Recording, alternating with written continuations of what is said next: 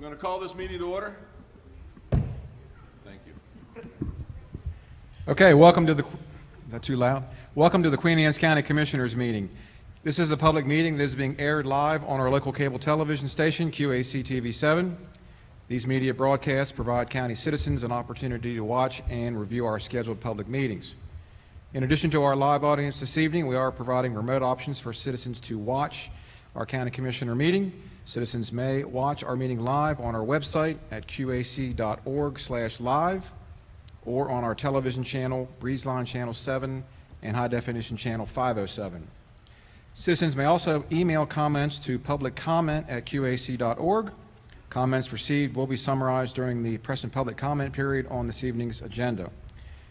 We acknowledge everybody's participation, and by attending, you acknowledge that this session is both recorded and aired. Press and public comment will be taken and is limited to 3 minutes per person. If you do care to speak, please sign up as you enter the auditorium outside in the lobby. Comments longer than 3 minutes can be submitted in writing for the Commissioner's review. We will now stand and be led in the Pledge of Allegiance by Commission President Jim Moran. I pledge allegiance to the flag of the United States of America and to the republic for which it stands, one nation, under God, indivisible, with liberty and justice for all. If you could please remain standing for a moment of silence for all of the 9/11 victims.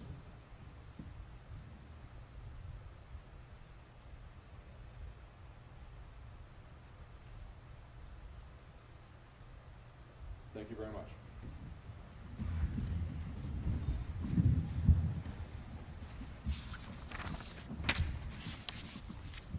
Okay, first up we have the approval of this evening's agenda. Our agenda for today's meeting, September the 12th, along with the regular session minutes, the closed session minutes, the Sanitary Commission minutes from August 22nd, and the Roads Board minutes and the Sanitary Commission minutes from the August 8th meeting have all been circulated for the Commissioner's review. Do we have any additions and or corrections? Motion to accept the agenda as submitted and the meeting minutes as submitted. Second. We have a motion and a second. Any discussion? Seeing none, all those in favor signify by saying aye. Aye. Opposed? So moved. Okay, thank you, Commissioners. So first up, we have a short presentation on the upcoming US 5301 Kent Island Traffic Management Pilot Program. So I believe Commissioner Moran is going to present that. So what we're going to do is the commissioners are going to come down and sit so they can watch, and we're going to go through this very briefly, but we will be staying after the meeting to answer any questions or concerns anybody has.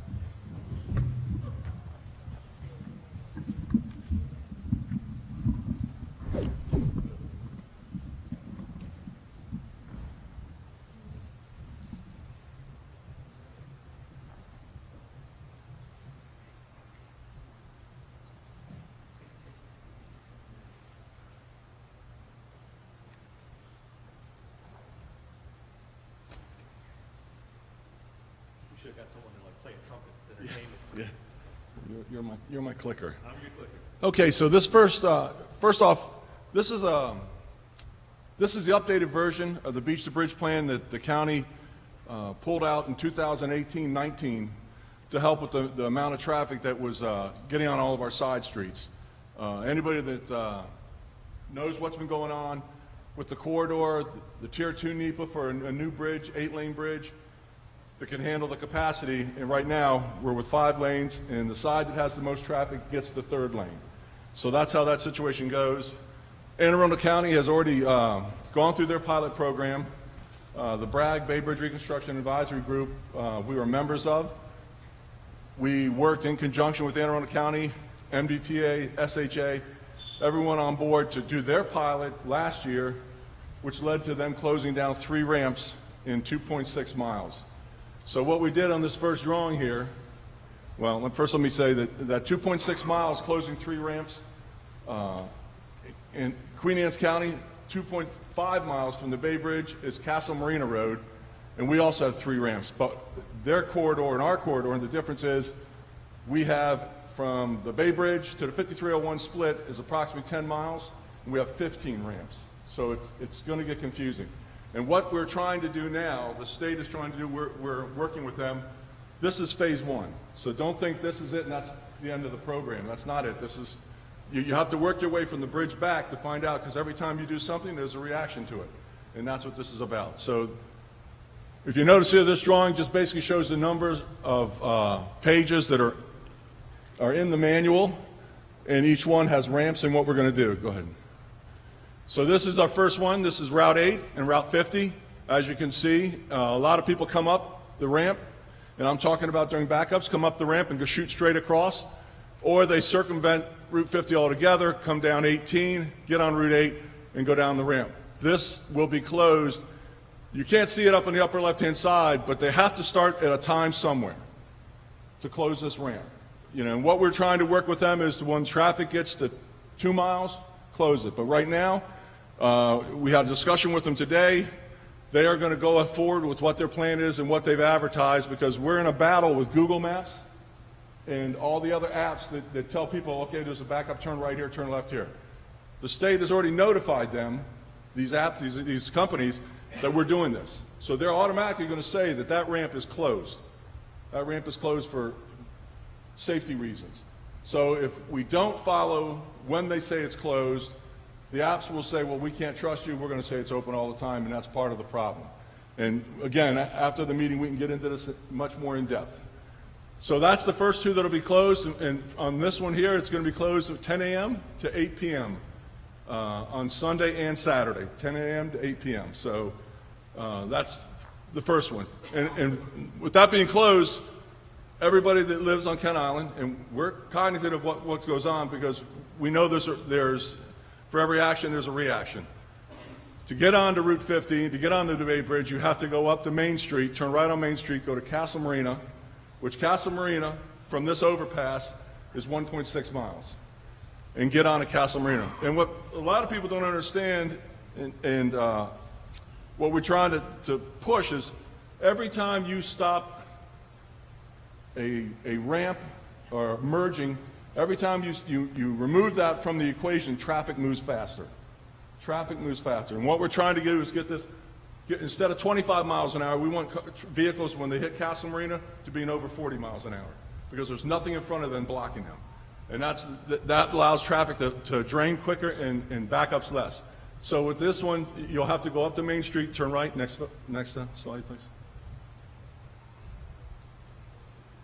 Yeah, one more. That's the same one. Okay. So here's Duke Street. Now, and again, I don't want to throw too much information out there at this present moment, but Duke Street is owned by the county. It's not a state road. So we can do with Duke Street what we want. But what we're going to do is, there's a business there, and we're very cognizant of all of our businesses. So that gas station is going to stay open. That ramp's going to be an on and off ramp, but you can't get to Route 18 by that ramp. The road is going to be blocked, so that, again, that keeps traffic on 50 and moving forward. Next slide. This is the shopping center where El Jefe's is, the Dunkin' Donuts, the Hardee's. You can come 50 West. You can come down 50 West, you can get off the ramp and go to these businesses. But you cannot get back onto 50 West there. Again, we're trying to stop the merging at these points. The traffic picks up and moves quicker. You'll have to go around to the back of the shopping center, get on Main Street, which is Route 18, turn right and go to Castle Marina. Next slide. There's Castle Marina, and I'm going to talk about a couple things here. The first one, going Castle Marina, you'll hit to the circle, you'll go right, come up to the ramp, go right, you're on 50. And again, the only reason that traffic won't be moving at a good clip of at least 40 miles an hour is if there's an accident. So that's what's going to happen this weekend. So I'm going to show you a couple other points that we have plans for that we're not incorporating yet, but I'm going to go through these really quick. If you look up there, and I can't read the name of that street, it's on the top, upper right, in front of thank you. Okay, so Piney Creek Road, County Road. A lot of people know that travel this area. Traffic will get off of 18, jump on, thank you, Piney Creek Road, come up, turn right, get into the circle, and just jams up Route 18, jams up the circle. We own that. We're going to close that. Next slide. And where we're going to close it is right there. As you can see in the drawing, or the picture, right there is where we're going to close it. That ramp remains open. There's businesses there. You can get off, you can get back on. Route 50 there. Next slide. All right, you got me now. Where are we? Oh, the gas station. Okay, so this is This is the the gas station and the boat dealership. That ramp is open, so everybody that lives back there can get in, get out without any problems. Next slide. This is the Kent Narrows. So at the Kent Narrows, we're going to leave one side or the other open. We cannot close off both these ramps. There's too many businesses there, too many hotels, too many tourists, too much activity. So we're going to leave this one open. So you'll be able to access the Kent Narrows, and you'll be able to access Route 18 here. And this is the one that we're going to struggle over the next year or two. It's because of the fact that the amount of people, when they come around the bend on Route 50, they see the Kent Narrows, they see the overpass, they see the brake lights, they jump off. And this is one of the points. Next slide. So this is the side that's closed. The far side's open, this side is closed, keeps people on 50, and once they crest the top of that hill, we're hoping they'll see that those lights are moving at Castle Marina, and they stay on Route 50. Next slide. This is Winchester Creek, the overpass where the 7-Eleven is.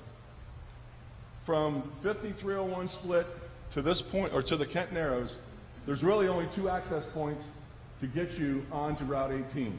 The two access points are this bridge that takes you across and Nesbitt Road where the hospital is.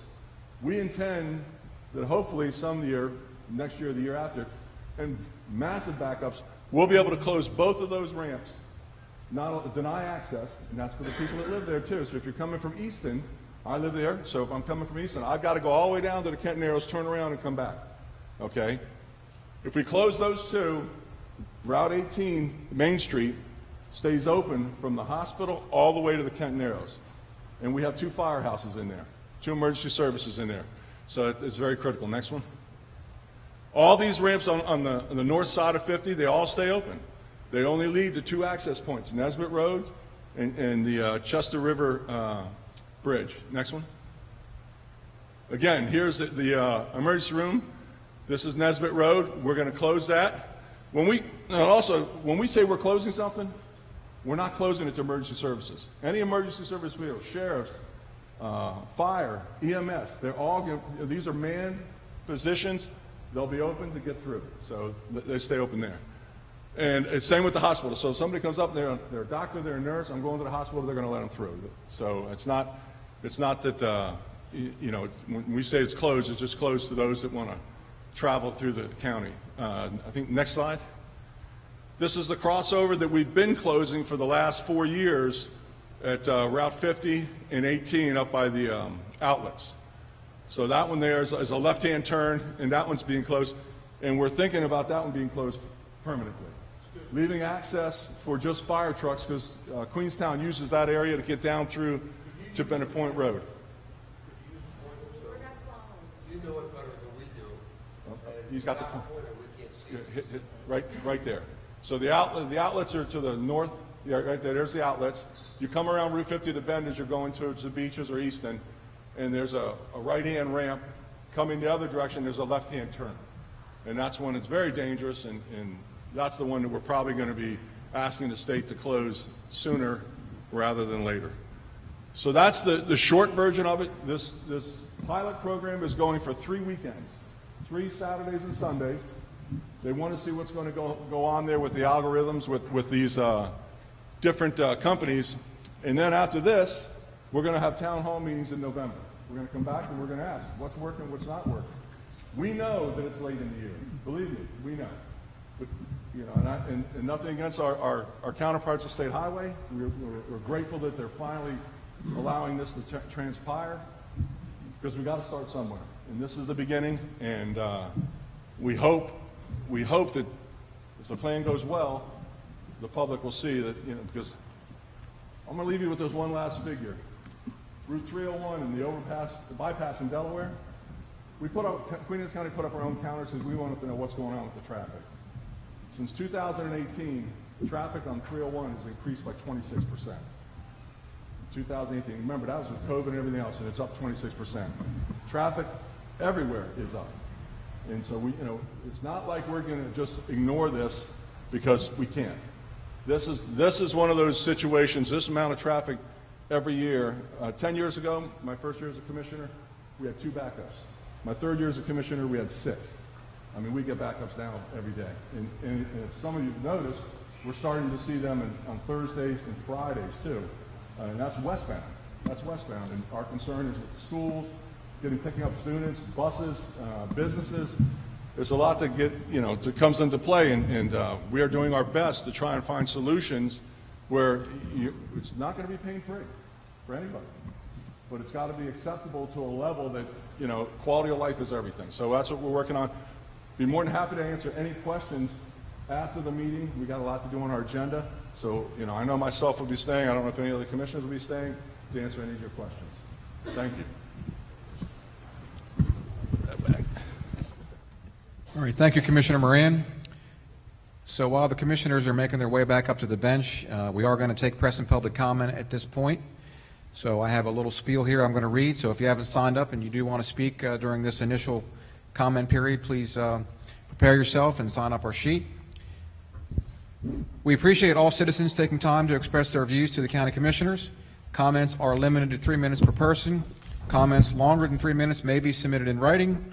This commission respects your desire and right to convey your message freely. When you come forward, please speak clearly at the standing microphone, state your name, your address, and your topic of interest. And in keeping with the dignity of our office, we ask that all views be expressed in a respectful and civil manner. Okay, the first name is John Statham. Hope I pronounced that correctly. Come right up here, sir, on the microphone. I don't need to come up. Okay. Good, thank you. Second is Jay Falstead.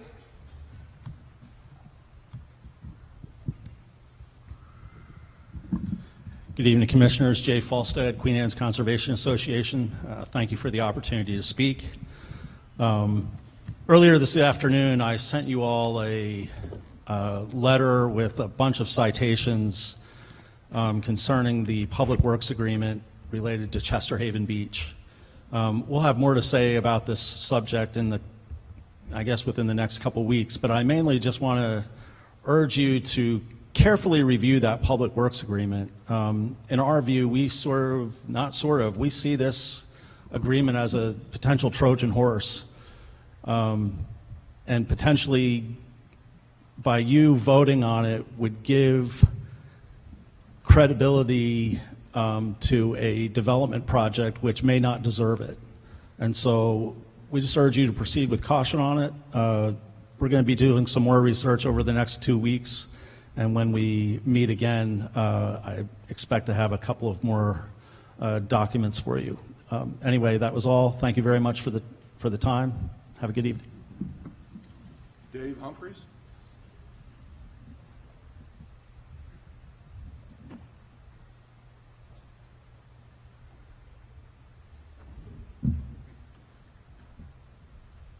Good evening. My name is Dave Humphreys. I live at 788 Mooring Circle, right near the airport. And I'm here to speak briefly about congestion and traffic and solutions on Kent Island. What I want to do is simply read this statement here, and I have some other things that'll be submitted with it. And I think in reading it, I don't dawdle on, okay? Maryland DOT is doing what it can now to try strategic ramp closures. However, this is no more than a Band-Aid approach to long-term area-wide problems resulting from short-sighted planning on the part of both the state and QAC. The long-term solution is a second corridor crossing the Chesapeake Bay somewhere well south of the existing crossing that should have been in the planning stage 30 years ago. The short-term solution for congestion relief on Kent Island is to implement an Intelligent Transportation Systems, or ITS, corridor management system for Route 50-301 that focuses on platoon management, speed control, and enforcement such that the preferred alternative for motorists is to remain on Route 50 westbound during weekends because it would be the quickest route to the Bay Bridge.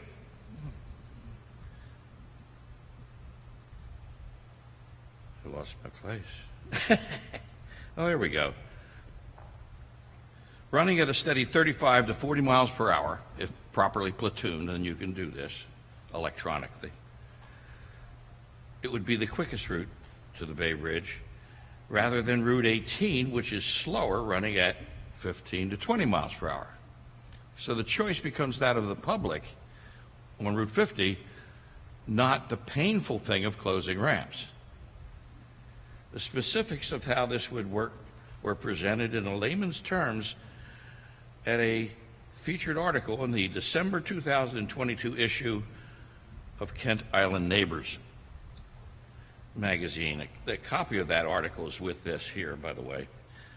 And my brief bio is also attached. I think I have more experience than anyone in this room and everyone together in the area of electronic ITS technologies. 50 years worth. I helped develop that whole program worldwide. This article was submitted, by the way, to every commissioner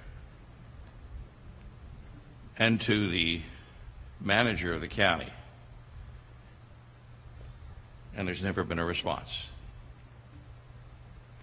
I'd be happy to meet with the commissioners to explain the technical aspects of ITS and corridor management, the responsibility of which and the financial responsibility rests with the state, not the county. But the county must be the advocate to go to the state. This is technology that has been tried elsewhere for 25 years, and successfully so, and I've implemented it in Buenos Aires, Argentina, in Taipei, Taiwan, and other places. So that's who I am, but that's what can happen here, and that could be implemented. It's not cheap, but it's not crazy. It'd be cheaper than the gates, and it would be able to be enforced. So it would really help if people chose to be on Route 50 and Route 18 became ours again, ramps included. Thank you kindly, gentlemen. I thank you. I'm going to go to the other meeting, by the way, that people probably want to go to, and I might see you there if you show up. But that's, again, involving us and the bridge and everything else. Thank you. Thank you very much. John Custer?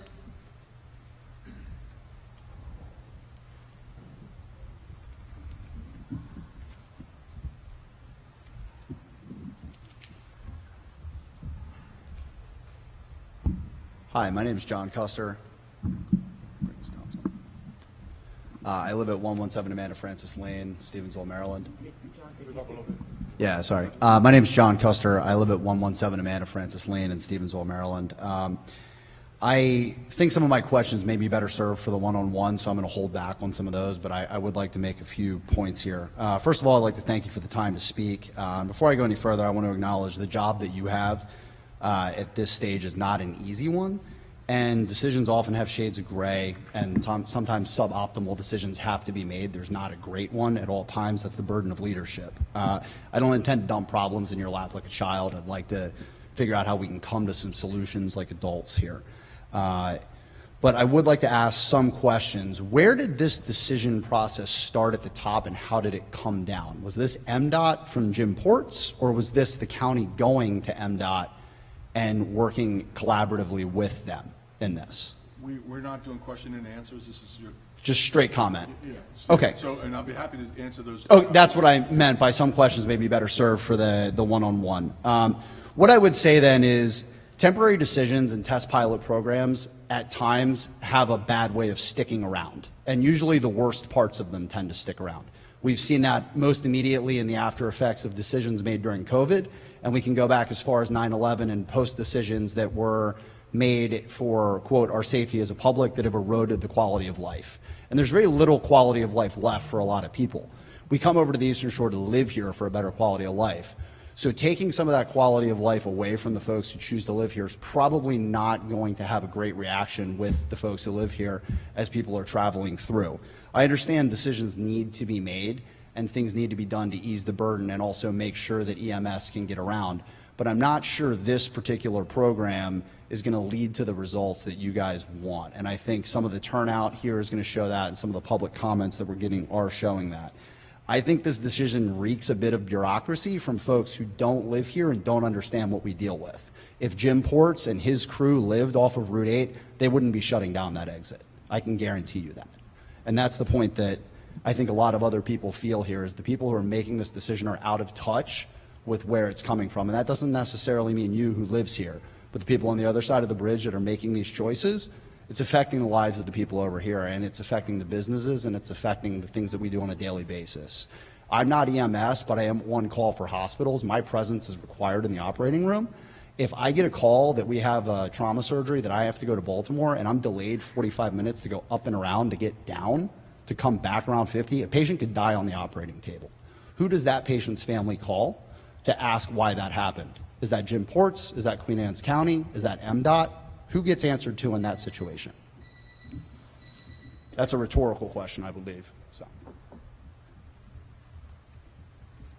Megan Stein?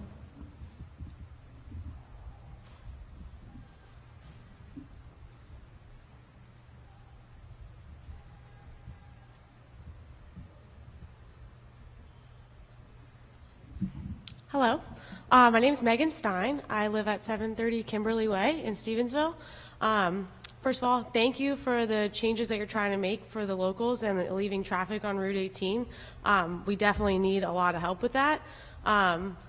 It's been a little frustrating personally, just constantly coming back from events far out on the Eastern Shore, every day on the weekend. And personally, I know it's illegal, but I ride the whole shoulder on the highway because Route 18 is, 40 minutes backed up. And, never had any problems with that. Maybe a possible exit lane for those people would be great if Route 18 cannot be alleviated.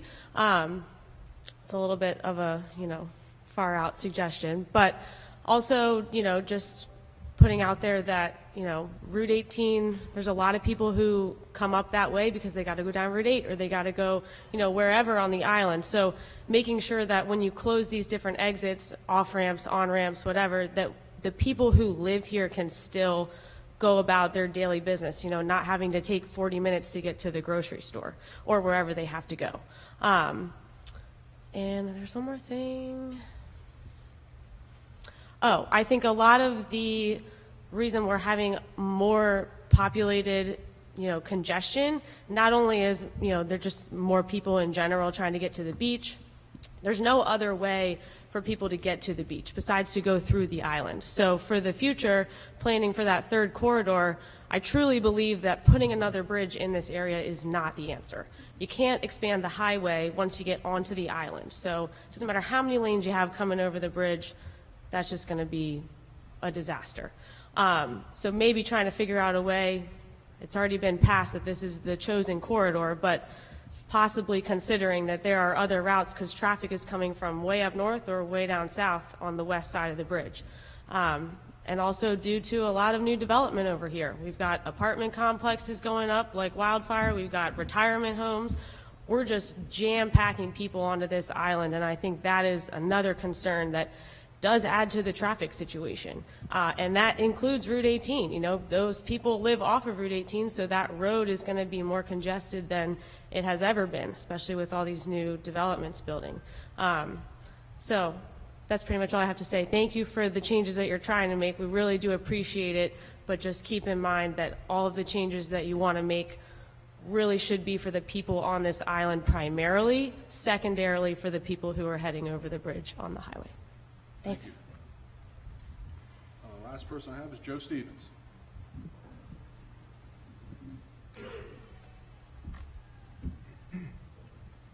Thank you, Commissioners. Good evening. Joseph Stevens. As you know, I represent Chester Haven Beach, and they have their request in before you for an extension of the Public Works Agreement. I just wanted to clarify in that regard that this is an extension of an existing agreement.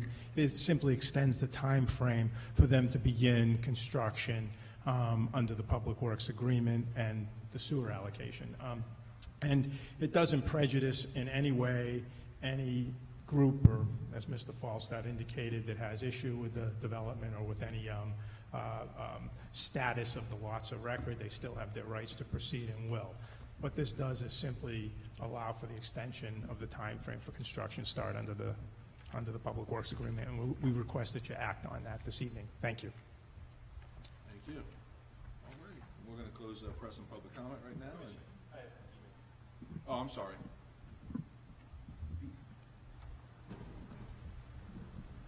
Under the county's press and public comment, we received 12 emails total regarding the Beach to Bridge Ramp Management Pilot Program. One email was for the Beach to Bridge Ramp Management Pilot Program, and the other 11 were against. One email that was for the Beach to Bridge Ramp Management Pilot Program stated that this is an outstanding idea, and given the advanced time notice, it is quite easy for them to work around the closing of the ramps on weekends without being stuck in traffic. The 11 emails that were against it were for various reasons, such as there should be a better solution to traffic issues than this. This plan will force locals to travel the opposite direction and backtrack when wanting to cross the bridge from Route 8 and create a back road gridlock for everyone who is local wanting to get on 50. And it's just not right.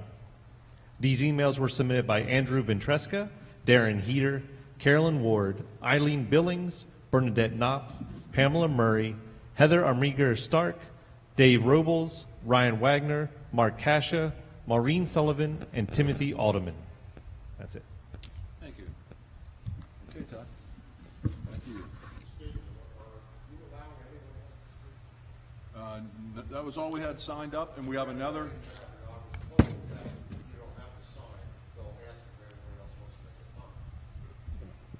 you'd like to speak, come on up. Well, we normally do 15 minutes. I tell you what we're going to do. We're going to do another 11 minutes because we've already done 15. We'll do another 11, and we do more. We do it again at the end of the meeting. Well, I appreciate that, but this is, of course, very Your name? significant. Well, good evening, Commissioners. My name is George Williams. I live at 628 Bayside Drive in Stevensville.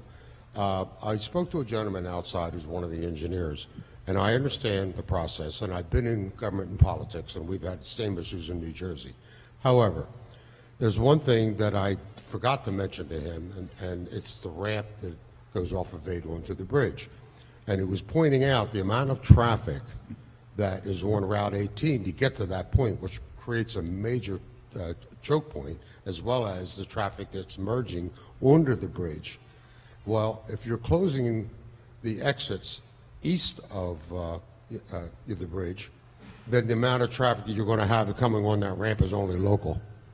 Because quite frankly, there's no way to get there. If you're locked onto 50, you're not going to get off at the end of it. So the only people, you would still have traffic merging, and yes, it's a choke point, but now it's thousands of cars versus maybe a couple hundred, because people who live here who want to go over that bridge would have to merge, but you're talking very significantly a less amount of vehicles than you are of concerning if you're talking about the vehicles who are now on Route 18. And I just wanted to point that out, that I don't know if that was given any consideration. So in essence, you're allowing locals to do it, and by closing the exits coming across the island, you're preventing outsiders from doing it. So the impact is not as great as you might have thought. That's all. Thank you. Thank you. All right, I'll take you and then you. Okay, that's fine. All right. Can we line up? Yep.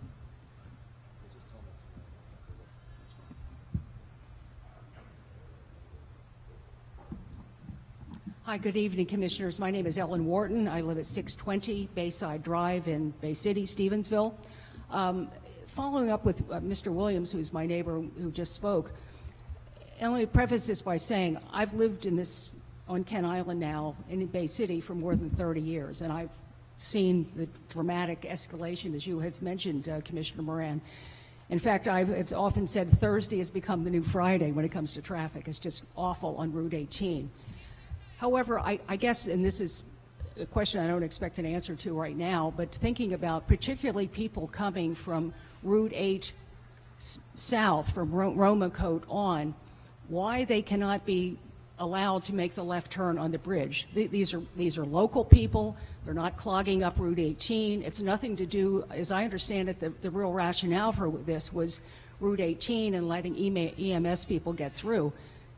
I don't think that making a left turn on the bridge from Route 8 is going to interfere with that. And just something to consider as you move forward. And a gentleman earlier who is a physician, I assume, or a medical person in Baltimore. I mean, this happens all weekend long, people living down and needing to make that left turn on the bridge. And I thank you for your attention and your work.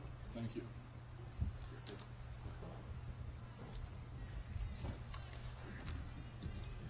I live in Ellendale and Stevensville, south on Route 8, right behind the Valero. And my name's Darren Heater, and I'm at 318 John Patrick. And I've also talked to there's 200 homes in that community. I've talked to over a dozen of my neighbors. Not a single person is for this. I'm just coming to, on your behalf. You got a hard decision to try to figure out this congestion thing, but I'm here in person to let you know that nobody I've talked to in that area is for this. I know we moved here 9 years ago. We have family, our church. We go over the Bay Bridge for sports all weekend long. And one of the reasons why we fell in love with Kent Island, but we moved to where we did, is because even if it is backed up on Route 50, we knew that we could always get on that ramp and merge right onto the bridge and get through it quickly. And a lot of people on Route 8 feel that same thing.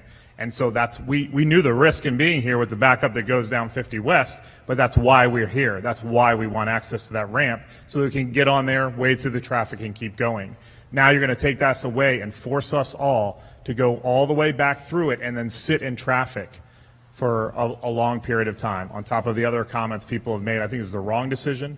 I think there should be other things that should be explored. I think you're right to want to keep everybody on Route 50 like they did over in Anne Arundel County, but this is the wrong solution to solve that problem. I think we should explore other things like putting signs up, maybe staging police cars at the exits with lights on to intimidate people, saying, hey, you're going to get a big ticket if you aren't local, and try other things first before you penalize the people that live here to just get on the exit ramp.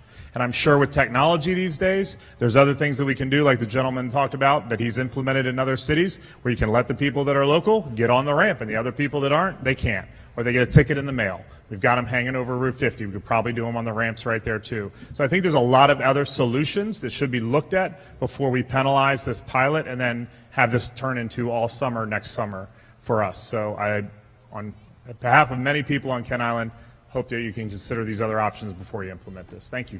Thank you.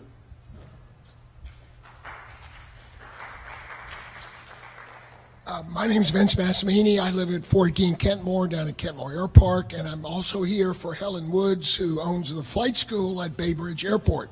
And I'd like to point out that this is going to be very damaging for businesses along Route 8 also, even on the weekend, for the same reasons that these other gentlemen have talked. Our people come over from the other side to fly with us, and if they're going to have to go east to go west on the traffic, that's going to hurt business in Queen Anne's County. So thank you very much. Thank you. Anyone else? All right, now we'll close press and public comment. Hand it to you, Todd. All right, so our next presentation is from Dr. Cliff Coppersmith.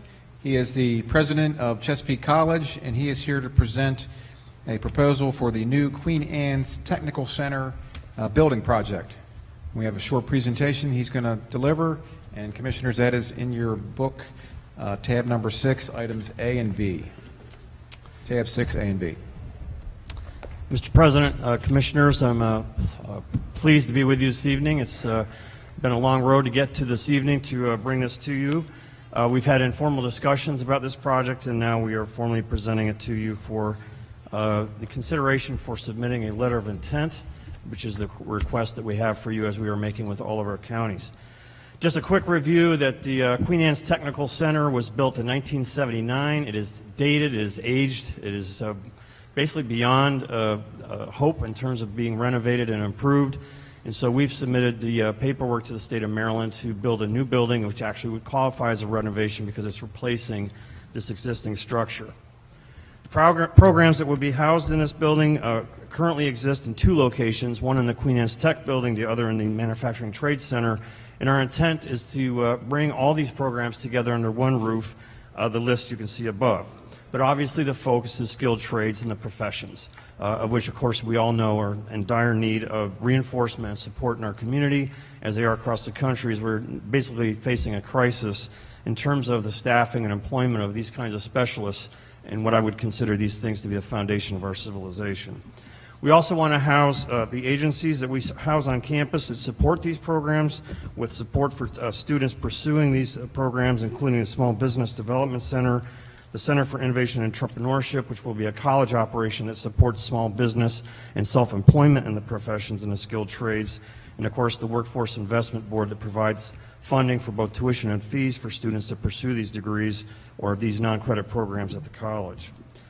Project estimate based on formulas and the work that we've done with the state in terms of calculating the amount of space we need for classrooms, labs, office spaces, and other spaces supporting the operation of these programs. It's about 90,000 square feet gross square footage. And the project estimate is just over $79 million, of which the state bears 75% of the cost, and the counties together share in 25% of that cost.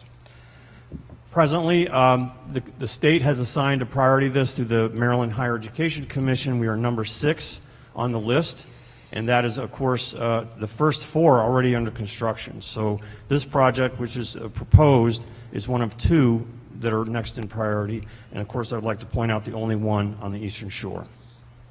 What I'd like to do now is hand this off to Karen Smith, my Chief Financial Operations Officer, that will go through the numbers in terms of the allocation for the counties.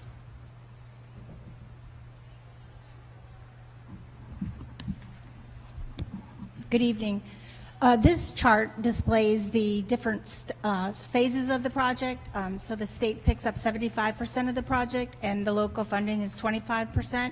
It breaks down about $20 million would be local funding and the rest would be funded by the state, a little over $59 million.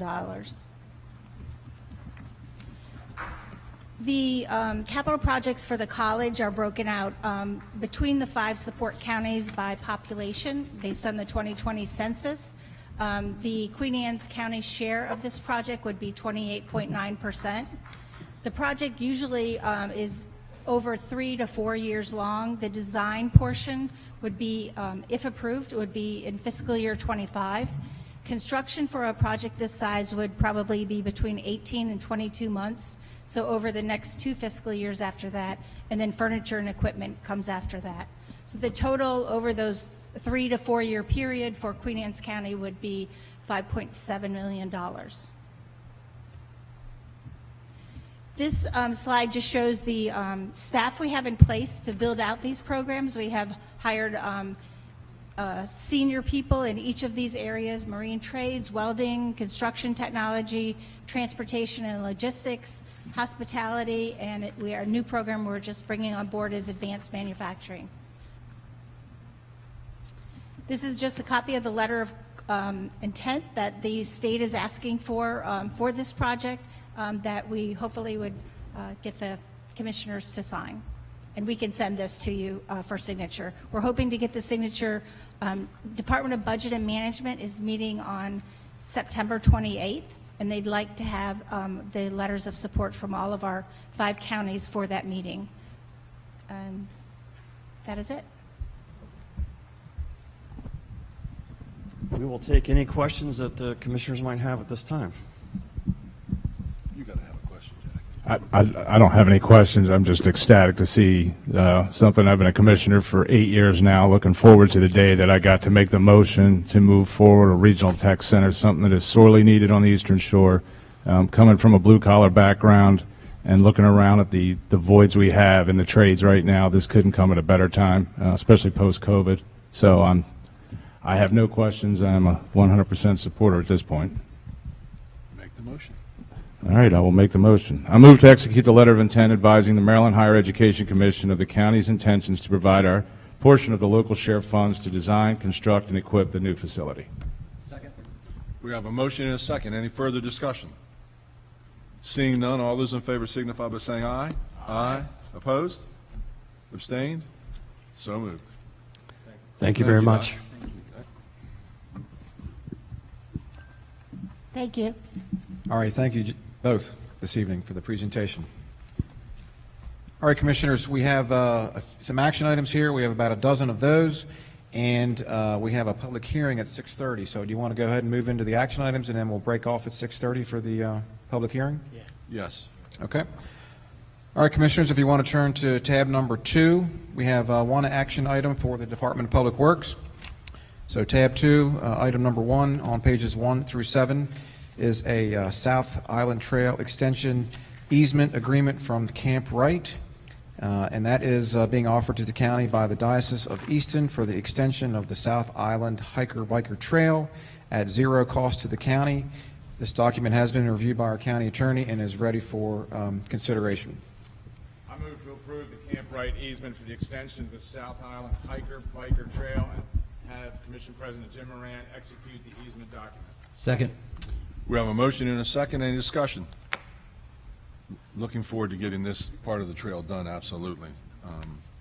Seeing no discussion, all those in favor signify by saying aye. Aye. Opposed? Abstained? So moved. Jim, why don't you, the people who are here who maybe not watch our meetings as to the significance of this, what we're trying to do with the trail. Go ahead. So those of you who, I know we probably have a lot of folks here who live on Route 8.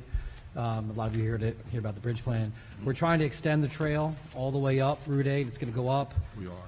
We are doing it. So you're going to go up, you're going to go around Mattapique School Complex, up behind Mowbray Park, and connect over to where the sidewalk is in front of Bay Cove, right? Yes, correct. And then the grand plan, one day, hopefully, cross over and connect to the trail. That's right. So this is moving forward towards Sooner rather than later. Hopefully so. Yes, sir. Thank you. Yeah, I appreciate the Department of Public Works and the Department of Parks and Recreation for pursuing these these easements. This is the last one that we had. Well, we have one more, but it's going to go to settlement next week. But this will get us from basically the Mattapique area, Marine Academy Drive, all the way up to the back of the Target Shopping Center. So we're excited about that, and I do believe we're going to try to start some construction as early as this fall on that. All right, Commissioners, moving on. We have under tab number 3, item 1. On page 1, we have proclamation number 23-44, National Senior Center Month. Jackie, Yeah. Okay, proclamation 23-44. Whereas the Queen Anne's County Area Agency on Aging celebrates National Senior Center Month in September 2023 with the theme Discover Yours. And whereas older Americans are significant members of our society, investing their wisdom and experience to help enrich and strengthen our community. And whereas the Graysonville, Kent Island, and Sellersville Senior Centers have acted as a catalyst for mobilizing the creative energy, vitality, and commitment of the older residents of Queen Anne's County. And whereas through the wide array of services, programs, and activities, senior centers empower older citizens of Queen Anne's County to contribute to their own health and well-being and the health and well-being of their fellow citizens of all ages. And whereas the Graysonville, Kent Island, and Sellersville Senior Centers have been a community partner in ensuring that our most vulnerable citizens are cared for and able to stay engaged, connected, safe, and healthy. And whereas the 3 senior centers in Queen Anne's County affirm the dignity, self-worth, and independence of older persons by facilitating their decisions and actions, tapping their experiences, skill, and knowledge, and enabling their continued contributions to the community.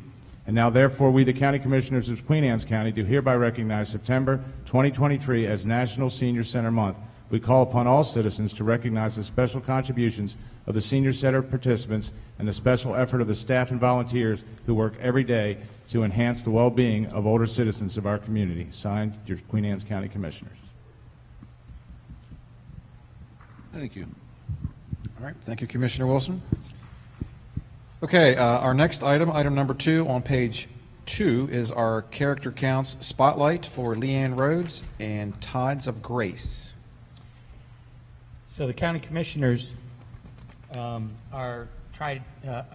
rolled out a new program to spotlight individuals or businesses or both for their contributions to our community, pairing the characters counts pillars.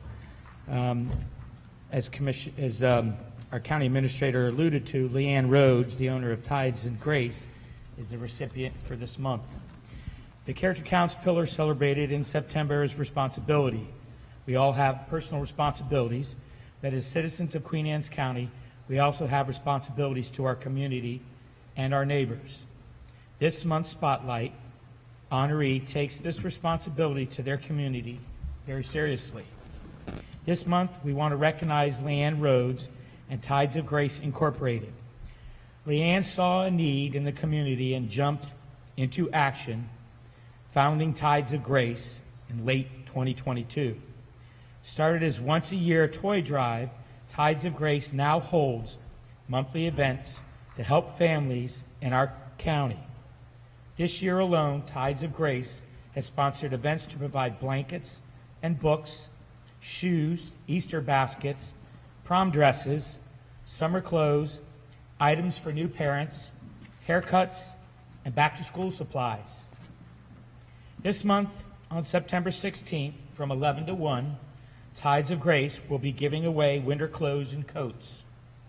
Other events scheduled this year include Halloween costumes, family pictures, and a toy drive just to get things started.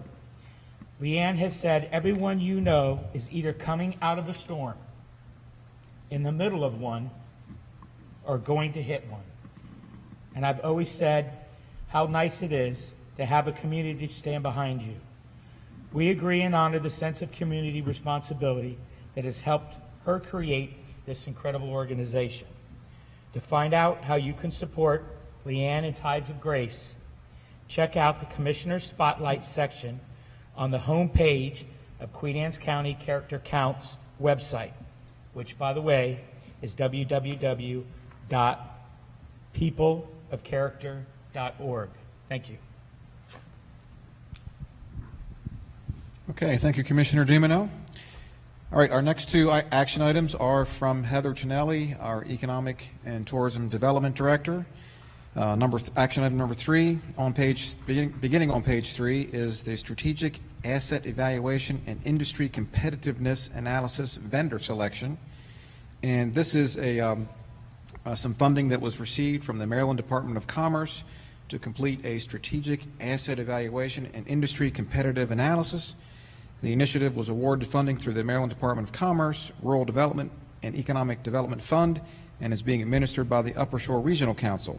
The overall goal of the project is to assess sites for industrial development, review and improve site presentations, and increase industry competitiveness.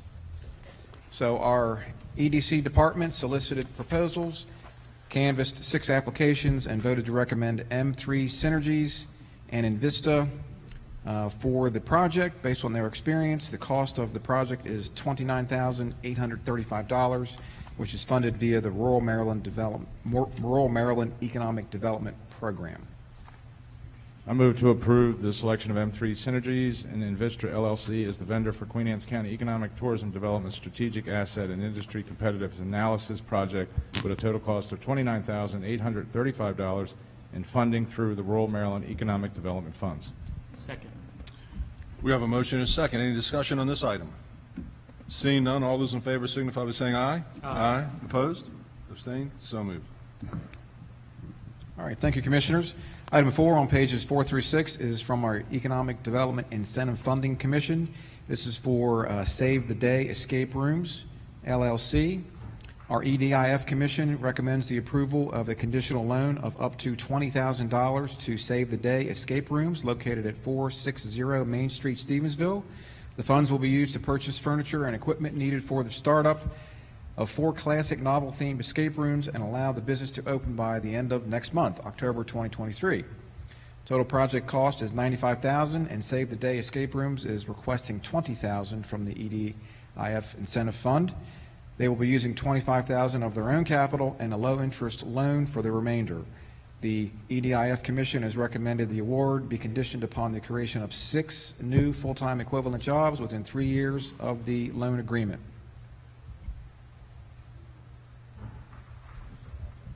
I move to approve the disbursement of up to $20,000 from the Economic Development Incentive Fund to Save the Day Escape Room LLC for the purchase of furniture and equipment for startup of 4 themed escape rooms. This disbursement of funds is contingent upon an executed agreement between the EDIF Commission and Save the Day Escape Rooms LLC outlining the terms and conditions in accordance with the application submitted to the EDIF Commission. We have a motion and a second. Any discussion on this item? Yes. Heather, you? Yes, she is. I know you can't see it right now. Yeah, it's dark down there. This is a little different. I don't know if I'm supposed to sing or what I'm supposed to do, but this is Save the Day Escape Rooms. They are going to be located at the David Azar's place. It's right on Route 8, or right on Route 18. Oh, sorry, I'm a little short. Right on Route 18, where Half Full is. It'll be in one of those storefronts.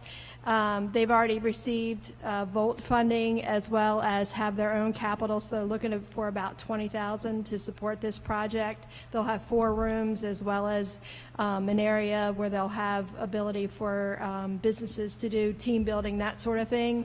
The loan will be secured by furniture and fixtures, and in order for it to become a grant, right now it would be conditional. They would have to create 6 full-time equivalent positions within 3 years. And it'll be secured by guarantees and furniture and equipment. Excellent. Any other discussion? Seeing none, all those in favor signify by saying aye. Aye. Opposed? Abstained? So moved. Thank you, Heather. Thank you, Heather. Thank you, Commissioners. It's not quite 6:30. We have 2 items here. The next 2 items are from Director Steve Chanley from our Parks and Recreation Department. So item 5 on pages 7 through 16 is the Department of Parks and Recreation is recommending to contract Becker Arena Products to finish and install the new dasher board fencing, facing, cap rail, and kick plate for the inline hockey rink at Bats Neck Park in the amount of $142,942. They are going to utilize the Sourcewell pre-established government contract. Funding of $119,550 will come from the inline hockey rink capital improvement account, and the remaining balance will come from the preventative maintenance capital project account.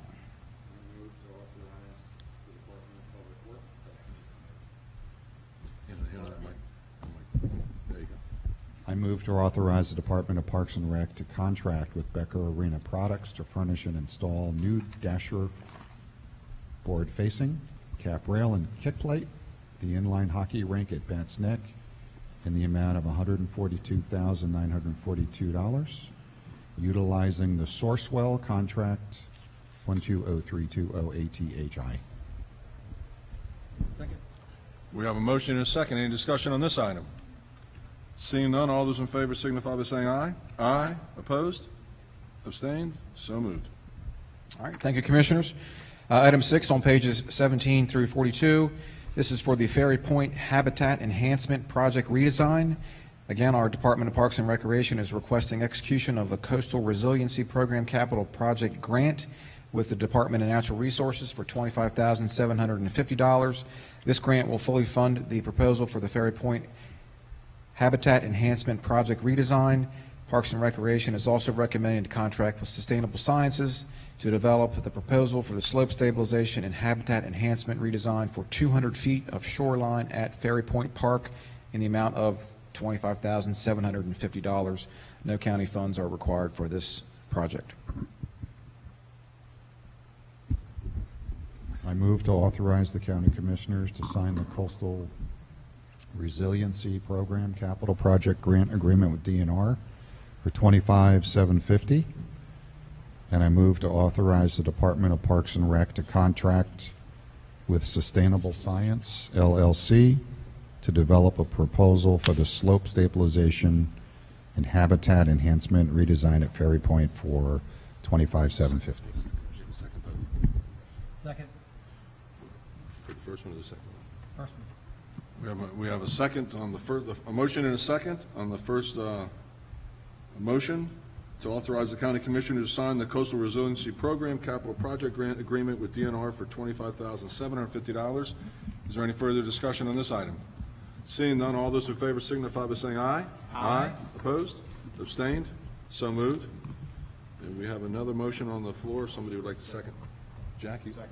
So we have a motion and a second on the second motion to authorize the Department of Parks and Recreation to contract with Sustainable Science, LLC, to develop a proposal for the slope stabilization and habitat enhancement redesign at Ferry Point Park in the amount of $25,750. All those in favor with this item signify by saying aye. Aye. Opposed? Abstained? So moved. 6:32. All right, Commissioners, it is 6:32. We can move into the public hearing. So, Mr. Thompson, would you come up, please, sir, to officiate the public hearing? And this is a scheduled public hearing for the Southern Kent Island Wastewater Subdistrict Phase 3 for Kentmore and Queen Anne Colony subdivisions. This is a sewer special benefit assessment for vacant properties in those two communities. And Commissioners, this is in your book, tab number 7, item 5, on pages 23 through 47. And we do have a brief presentation that Mr. Quimby will be delivering after we read the advertisement here. Mr. Thompson? Phil gave you his chair. There you go. There you go. All right, this is a public hearing being held by the County Commissioners of Queen Anne's County, 6:30 p.m. Tuesday, September 12, 2023, at the Kent Island High School Auditorium, located 900 Love Point Road, Stevensville, Maryland. The purpose of the hearing is to classify the vacant properties in the Southern Kent Island Wastewater Subdistrict Phase 3, Kentmore and Queen Anne Colony subdivisions, and to fix the amount of the sewer benefit assessment levy pursuant to Section 2429 of the Code of Public Local Laws of Queen Anne County. Definitions of the classes of properties are contained in Resolution 1407 adopted by the County Commissioners May 27, 2014, amended August 28, 2018. The proposed benefit assessments would be effective October 1st, 2023 for Class B properties, which are existing vacant lots of record within the sewer service area without a valid soil percolation test, is $27,920, which consists of a base cost of $2,320 and the economic benefit premium of $25,600. The base cost portion of the benefit assessment can be financed over 20 years at 1%.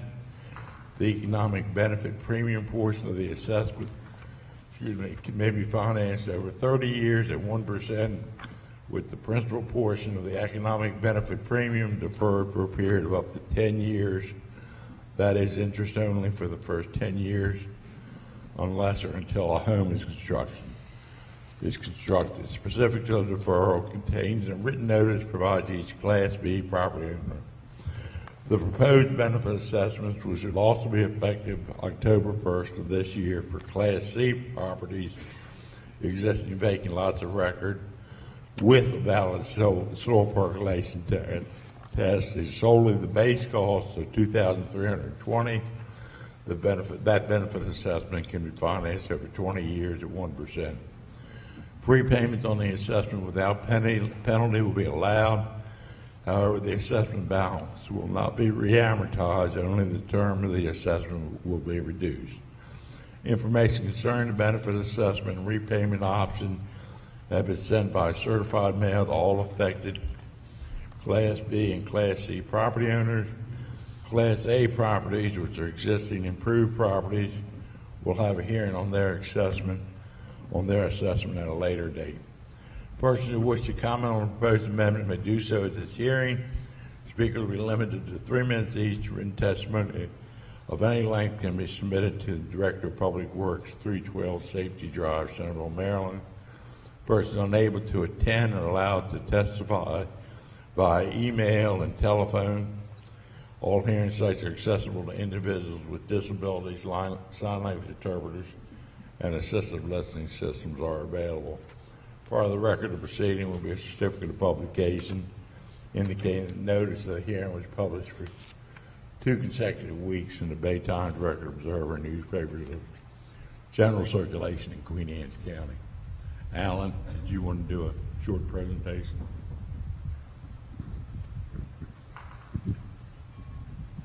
Yep, so this is a short presentation from our Public Works Director, Alan Quimby, on the special benefit assessment for Phase 3 vacant lots.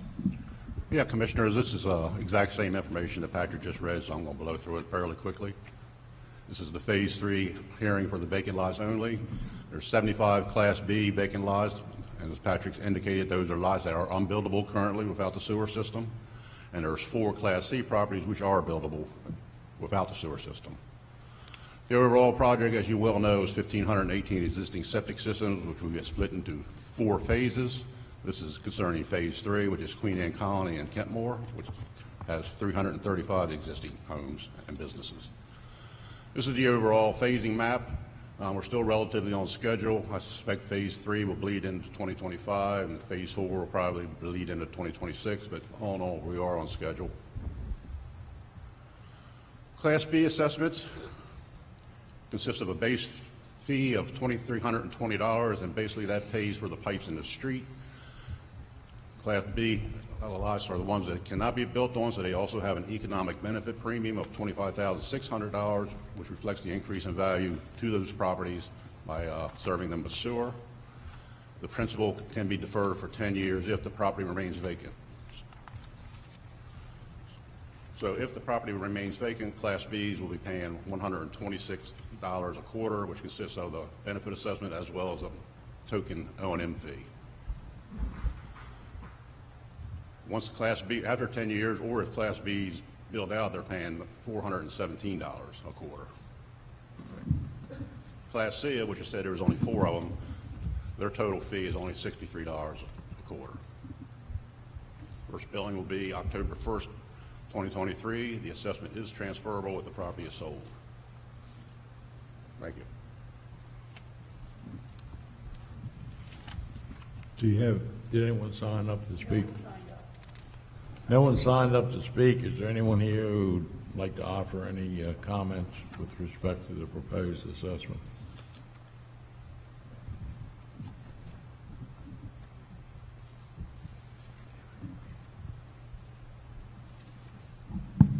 Kevin Quinn, Stevensville, Maryland. I'm objecting for paying any benefit assessment charge for lots that have been merged.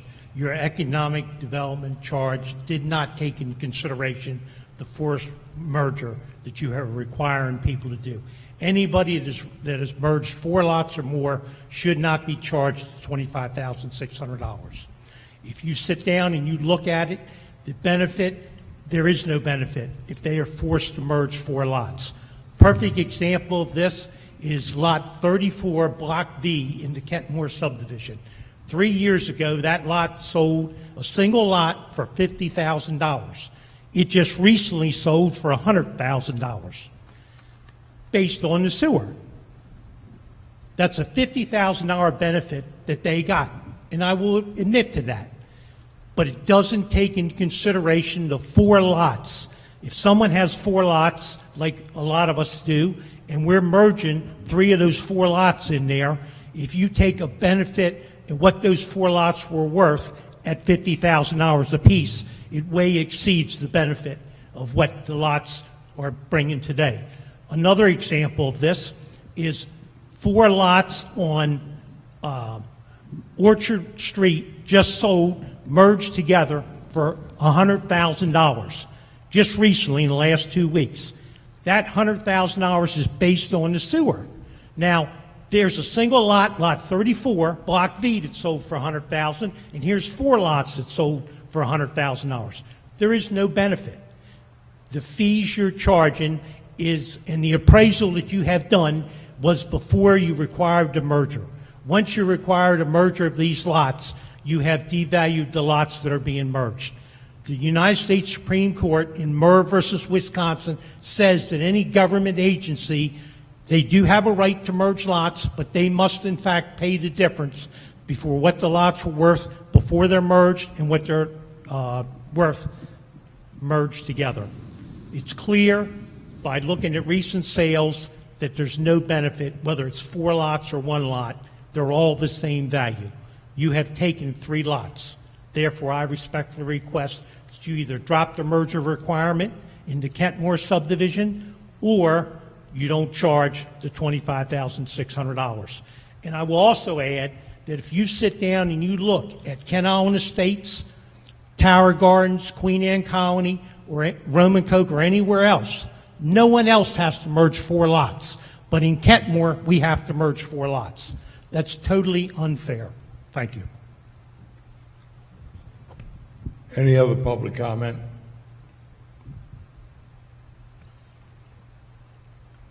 That'll conclude the hearing. Yes, sir. That'll conclude the hearing. I'm gonna have, Yeah. No, the record will be open for 2 weeks. If anybody wants to submit any written comments.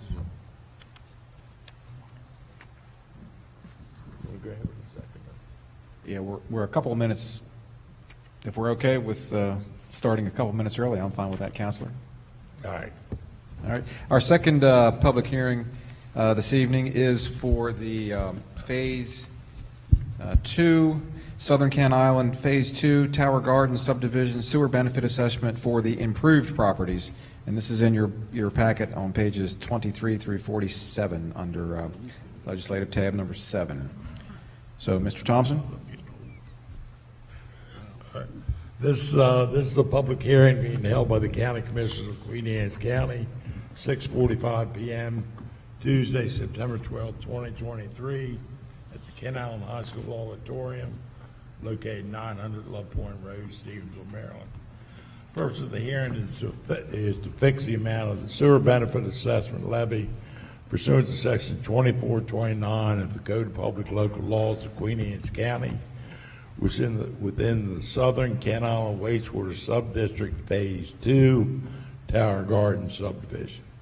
The proposed benefit assessment was to be effective October 1st, 2023 for Class A properties, which are existing improved properties as of May 27, 2014, within the sewer service area is $15,220, which consists of a base cost of $2,320 and the septic tank effluent pump cost of $12,900. The sum of the base cost and the step cost may be financed over a 20-year period at 1%. Definitions of the classes of properties are contained in Resolution 1407, adopted by the County Commissioners on May 27, 2014, and amended August 28, 2018. Prepayment on the assessment without penalty is allowed, although the assessment balance will not be reamortized, and the term of the assessment will be reduced. Information concerning the benefit assessment and repayment options have been sent by certified mail to all affected Class A property owners. Persons who wish to comment on the proposed amendments may do so at the hearing. Speakers will be limited to 3 minutes each, but written testimony of any length can be submitted to the Director of Public Works, 312 Safety Drive, Centerville. Persons unable to attend are allowed to participate via email or audio at the phone number that was advertised. All hearing sites are accessible to individuals with disabilities. Sign language interpreters and assistive listening services are available. Part of the record of proceeding will be a certificate of publication indicating that notice of the hearing was published for 2 successive weeks in the Bay Times Record Observer, newspapers of general circulation in Queen Anne's County. Alan, do you have? So again, Mr. Quimby, our Director of Public Works, has a similar short presentation on this particular benefit assessment for the improved properties in Tower Gardens. Thank you. As Patrick indicated, this is for Phase 2, which is Tower Gardens, and this is for the improved properties in Tower Gardens. We already went through this, but there are 200 existing homes in Phase 2 Tower Gardens. Again, this is the map we've already talked about. Phase 2 is I'm probably 100% connected. I'm not sure, maybe 99%, but pretty much all the homes will be connected this week. Everybody got the certified mail letter, or at least they were sent a certified mail letter. The original target charge for improved properties was $100 a month, and it will remain $100 a month. It consists of the base fee of $2,320 for the pipes in the street, $12,900 for the tank in their yard. The first billing will be October 1st, and again, this assessment is transferable if the property is sold. So that equates to, between the benefit assessment and the O&M charge, to $300 a quarter or $100 a month. And that's just a blurb from 2014, which seems like forever ago. Thank you. Anyone sign up to speak? No one signed up. All right.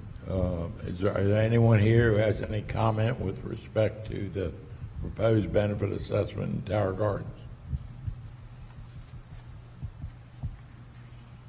We'll do the same. We'll leave it open for 2 weeks. The record will be open for 2 weeks if anybody wants to submit any written comments to the County Commissioners, 107 North Liberty Street, Centerville, Maryland. Thanks. All right. Thank you.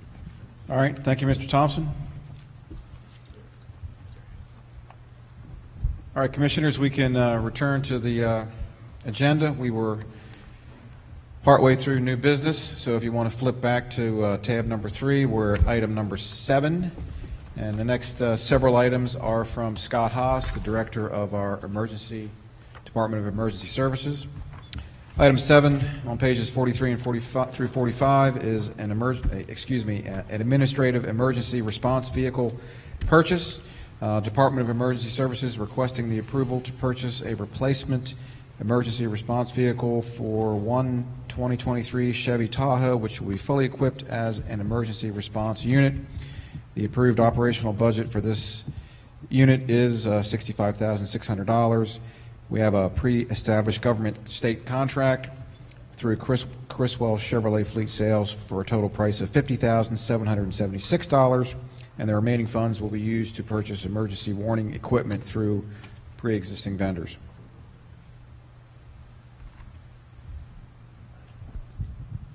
I move to authorize Director of Department of Emergency Services to purchase a 2023 Chevrolet Tahoe piggybacking off the Maryland State Contract number 001B 3600-245 from Criswell Chevrolet Fleet Sales in the amount of $50,776. Second. We have a motion and a second. Any discussion on this item? Seeing none, all those in favor signify by saying aye. Aye. Opposed? Abstained? So moved. All right, thank you, Commissioners.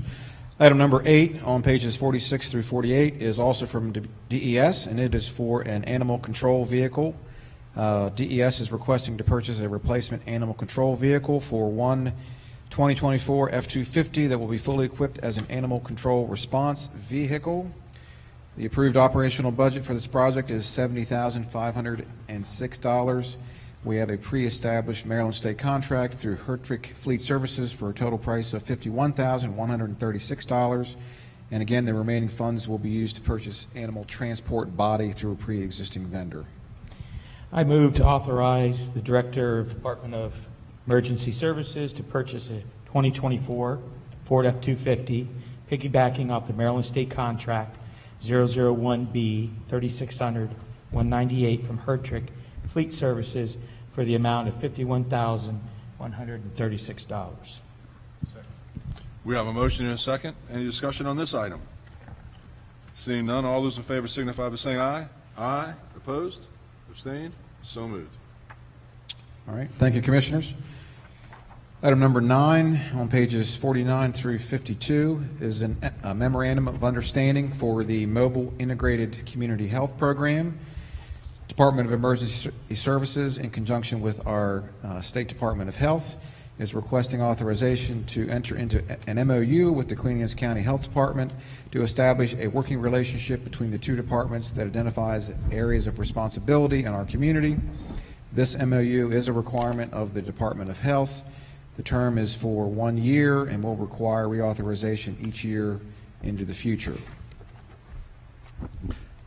I move to authorize the Director of the Department of Emergency Services to execute the Queen Anne's County Mobile Integrated Community Health Program Memorandum of Understanding between the Department of Emergency Services and the Queen Anne's County Department of Health.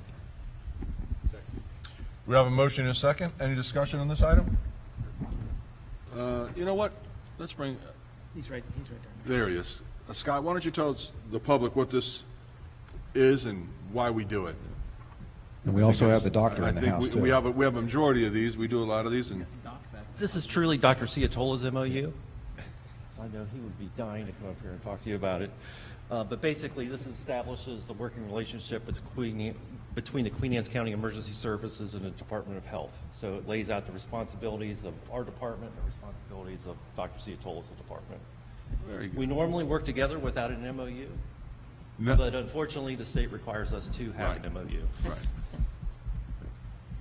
Good evening, Commissioners, and thank you. Good evening. We're in our 10th year for the Mobile Integrated Community Health Project in Queen Anne County, and it was the pilot for the state of Maryland. And what it does, it utilizes the clinical expertise of our paramedics as well as our community nurses from the health department into a team that then addresses those individuals in our community that fall under the radar, or let's say fall through the crack, and literally in some of the homes through the open flooring in our community that need social service support, medical support and medication. And recently, we even did a stair lift to help an individual get from the first floor to the second floor, and eliminated the 15 to 20 calls a week for lift assist out of the fire departments. So the services that we render are vital to our community as well as to our overall healthcare system. Any questions, and I'll be glad to answer them, but we're required to do this now from the state on a yearly basis because of the data breach that occurred to the Department of Health approximately a year and a half ago. It is a new requirement. Thank you. Well, I was there when we started this, and I remember it well, and it was huge success. How many counties now in the state have something similar to this? I think we're up to, what, 12? Wow. 16 now. Wow. Congratulations. So we're only a few short of the 23. There you go. It's a great program. You guys do a great job. Thank you very much. Thank you for the support, and you have supported us from day one. And Awesome. without this, we couldn't do it. So I have thank you. I have a comment, Dr. Ciatola. Yes, sir. It is really good to see you. It is Welcome good to be back. It is good to be seen. Welcome back. You're a treasure to our county, and I'm just really grateful to see you. I'm glad your health is doing great, and keep Scott in line for us, will you? He does it on a daily. Yes, he does. Thank you. Thank you. Okay, we're voting to recommended motion is the move to authorize the director of the Department of Emergency Services to execute the Queen Anne's County Mobile Integrated Community Health Program Memorandum of Understanding between Department of Emergency Services and the Queen Anne's County Department of Health. All those in favor signify by saying aye. Aye. Opposed? Abstained? So moved. All right, thank you, Commissioners. Our next item is item number 10. This is the Queen Anne's County Emergency Operations Plan, and it is on pages 53 through 159. And this is our Emergency Assistance Act, which is recognizing the need for a federal, state, and local government to develop a comprehensive plan and program for preparedness against disasters. An emergency operations plan is the required document under the Stafford Act that outlines procedures and protocols to be followed during various types of emergencies or disasters, including how to respond to natural disasters, hurricanes, earthquakes, floods, as well as human-made crises like terrorist attacks and industrial accidents. These plans are commonly developed by government agencies, organizations, or institutions to safeguard lives and property during emergency situations. Our Department of Emergency Services is recommending to the Board of County Commissioners to endorse and promulgate this plan. I will say this plan has gone through a extensive 12-month review process, and it has been approved by all stakeholders identified within the plan. And it is quite extensive, over 100 pages. I move to endorse and promulgate the 2023 Emergency Operations Plan as a single and official emergency operations plan for Queen Anne's County. Second. We have a motion and a second. Any discussion? Would you like to say anything before we vote on it, or are you good? I'm good if you're good. Very well.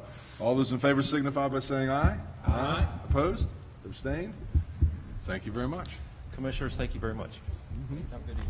You too. All right, thank you, Director Haas. Dr. Ciatola, good to see you. All right, Commissioners, item number 11 on pages 160 and 161. This is for the Chester Haven Beach Public Works Agreement Second Amendment, and this is a request to extend the PWA with Chester Haven Beach Partnership, allowing for up to an additional 36 months to begin construction, during which time they can seek a court action or move forward with a reconfiguration of their existing subdivision, with the condition that an additional 10% non-refundable deposit be provided by the applicant to secure the existing sewer allocation specified in the PWA. So if we get concurrence to move this forward, then we would have the required public works agreement at the next meeting. You want me to read? I move to extend the Public Works Agreement with Chester Haven Beach Partnership, allowing for an additional 36 months to begin construction, during which time Chester Haven Beach Partnership will either seek court action or move forward and reconfigure the existing subdivision, with the condition that Additional 10% non-refundable deposit be provided by Chester Haven Beach Partnership to secure the sewer allocation. Second. We have a motion and a second. Any discussion on this item? So this is what we voted on 3 years ago. Correct. All right, so this is just adding the extension. Correct. Okay, thank you. Can I ask Mr. Stevens a question? Absolutely. Mr. Stevens, I read your letter, and I just want to clarify, it's kind of rhetorical, but if this passes here, but yet you know, you're going to court and it doesn't, you understand this is a non-refundable and the investor is willing to take that chance? Yeah, this has nothing to do with the law, with whatever happens with the status of the lots of record, and I agree, yes. Thank you. Any other questions, comments? All right, the motion is to move to extend the Public Works Agreement with Chester Haven Beach Partnership, allowing for an additional 36 months to begin construction, during which time Chester Haven Beach Partnership will either seek court action or move forward and reconfigure the existing subdivision with the condition that an additional 10% non-refundable deposit be provided by Chester Haven Beach Partnership to secure the sewer allocation. All those in favor signify by saying aye. Aye. Aye. Opposed? Abstained? So moved. 5-0. Okay, thank you, Commissioners. Our last action item, number 12, on pages 162 through 164, is the FY25 priority projects for state funding. And this is a draft letter to Governor Moore outlining several projects for state funding in the upcoming governor's state budget. There is a list of projects attached, which includes several projects from last year's request that were not fully funded or underfunded, and one new request to potentially support funding for upgrades to Beach Road and Kent Island Estates.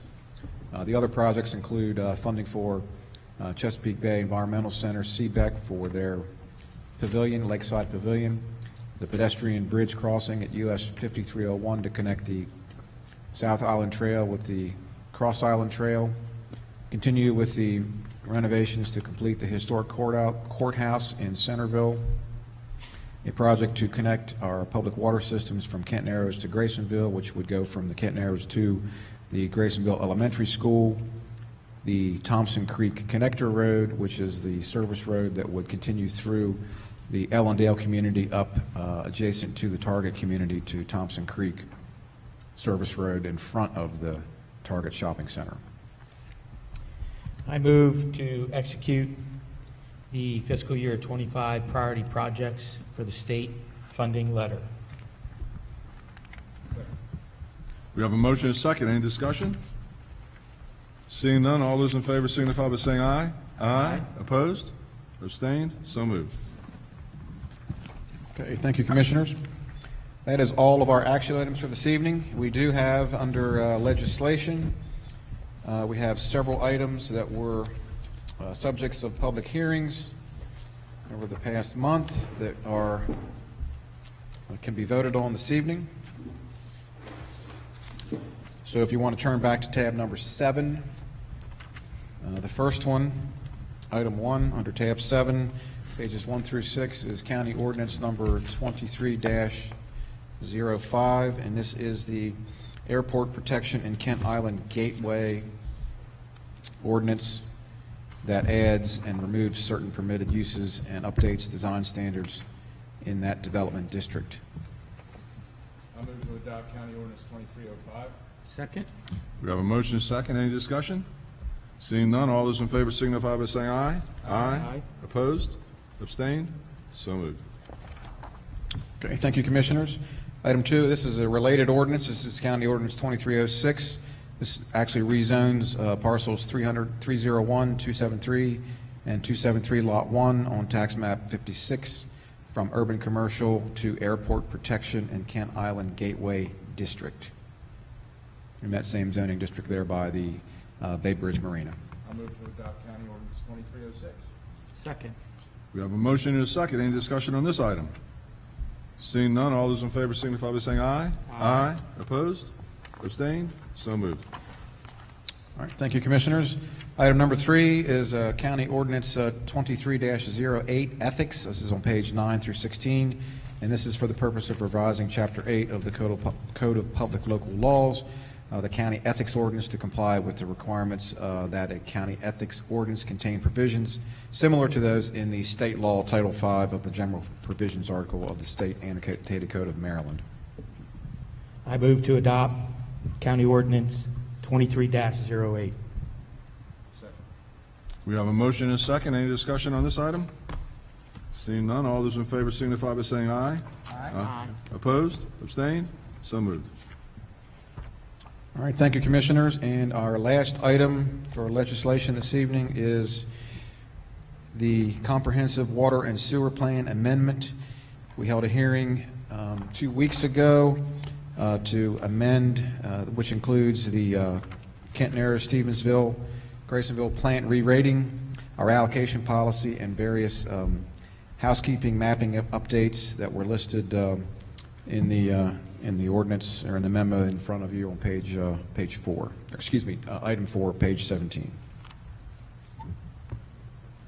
Now, these amendments would then go to the State of Maryland MDE for concurrence. So we have 4 amendments, 4 different motions. Todd? Todd? Yeah, I'm looking here. 4 Yeah, amendments. I think there is, yeah. All right. The first one, I move to approve the 2 text amendment requests on behalf of the county to recognize the county's efforts to re-rate the capacity of Kenton-Era's Graysonville Stevensville wastewater plant from 3 million gallons per day to 3.3 million gallons per day, as well as approve the revised allocation policy. Second. We have a motion and a second. Any discussion on this? Seeing none, all those in favor signify by saying aye. Aye. Opposed? Abstained? So moved. Yep.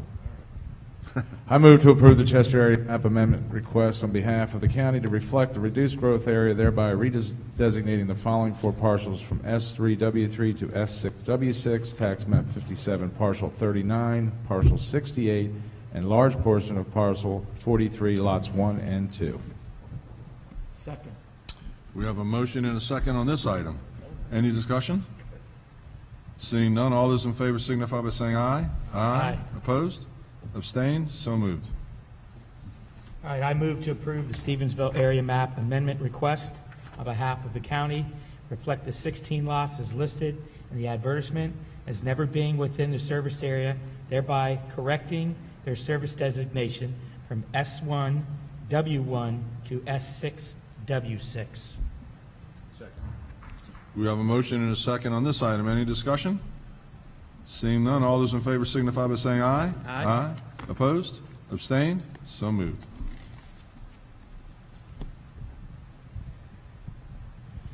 I move to approve the Kent Island Estates and Romancoke area map amendment requested on behalf of the county to reflect the 18 lots as listed in the advertisement as never being within the service area, thereby correcting their service designation from S2 to S6. We have a motion and a second on this item. Any discussion? Seeing none, all those in favor signify by saying aye. Aye. Opposed? Abstained? So moved. All right, thank you, Commissioners. That is all we have for legislative this evening. I believe that concludes all of our items, so we can hold press and public comments. No, they probably will wait. You have nobody? Nobody signed up. Would anybody like to speak? Okay, being... Oh, here we go. Come on down to... Yeah.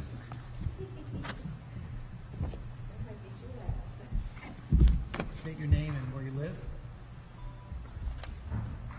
My name is Christine Carter, and I live at 308 Oregon Road in Stevensville.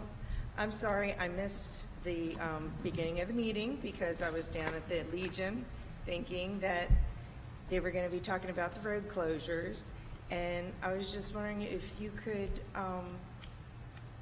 I just want to give my 2 cents on the closures. I do live way down Route 8. while I'm no longer working. I used to work at Noxie's. The thought of not having access to Route 50 from Route 8 as a resident just blows my mind that I would have to drive another 4 or 5 miles in the opposite direction to get on the Bay Bridge if I needed to. I think a lot of the residents already kind of shape their life around the traffic blowing through during the summer months. And maybe a lot of us give up some things and decide not to cross the bridge on a Friday or Saturday because of the traffic. I feel very strongly that, well, I'm not opposing this study coming up for the next few weeks, but I do think that something very seriously, another kind of alternative for the residents needs to be made besides having to backtrack in the event that we want to go across the bridge on a weekend. We have family, people work over there at the hospitals. We don't even need to speak of the EMS situation if something really tragic happens, but there needs to be another alternative, possibly included. I'm not saying to exclude what's going on, but the business is down Route 8 too. I mean, I know this is a long, ongoing battle, but I just wanted to express myself that not having access when you already have to travel 10 or 15 or 20 minutes, depending on how far down Route 8 you are, to get across the bridge on something that we do on a regular basis because of a road closure, because of the traffic going through that we don't even really get the benefit from financially. I really would like another alternative, whether it's transponders that allow us to go over. I don't know. I brainstorm often, but having us have to backtrack all the way to the Kent Narrows Bridge to get across in the event that we have to, there's got to be another way. So I thank you for listening. Thank you. You're quite welcome. Anybody else? Yes, ma'am.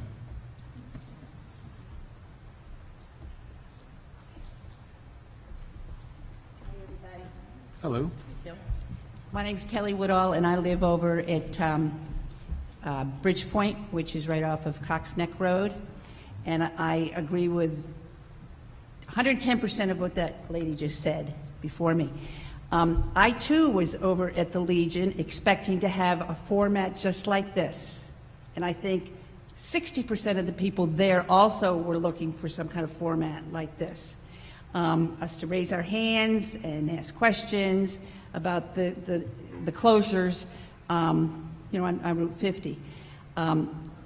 To be honest with you, I don't think it's going to affect me, but from what I understand is the State Highway Association with the county are making the decisions as to what should happen. And I've said this to a lot of people, and you will probably disagree, but there has to be some hoity-toity crazy man in California who can take care of traffic patterns and traffic problems that we don't have here in Queen Anne's County that can help out. I just, without having to build 900 roads or not have to, there's got to be someone somewhere, because it's not being taken care of now, unfortunately.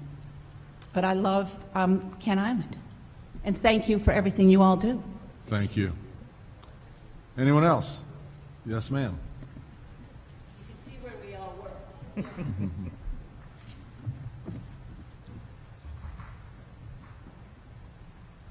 My name is Cindy Turner, and I live in Bay City.